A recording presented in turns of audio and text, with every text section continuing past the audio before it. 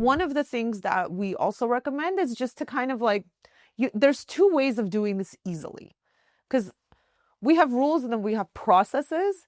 And so the rule is to do it annually for everybody, but the process could be, one, you choose a time of the year, like November is hand hygiene month, or whatever, something like that. And then you check everybody. This way you don't have to keep track of like, has it been a year since I've checked, and whatever, things like that.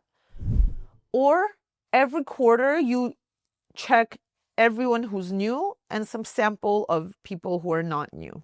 And so every quarter you can like spread this out. So depending on how big your agency is, you might opt for this way or that way. Like for smaller agencies, it might be easy to just pick a day out of the year, go check your 10 clinicians and call it a day.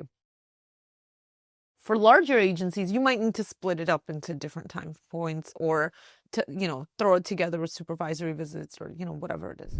To have a proper hand hygiene evaluation, you need to be checking all of the elements of hand hygiene. We will have a separate video and article about the elements of hand hygiene, but essentially it's how you're washing your hands, when you're washing your hands, what you're touching in between, when you use gloves, how you put on gloves, when you use hand sanitizer, things like that. So this is a very big part of infection control, and you need to be checking for it at least annually. You need to have some kind of designated form that you fill out when you do hand hygiene checks, because on a basic competency evaluation, it might say like hand hygiene, something, but not really break it down into like it's like detailed elements. So when you're doing your hand hygiene evaluation, please make sure that your form has all of the necessary elements and time points. And the real marker should be 100%.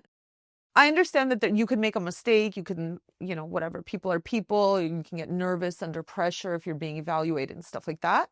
But I also personally feel like as somebody in the industry, right, like your clinicians should be passing these at 100%. And if not, you need to work with them to pass them at 100%. Like, because this is day one stuff for clinicians.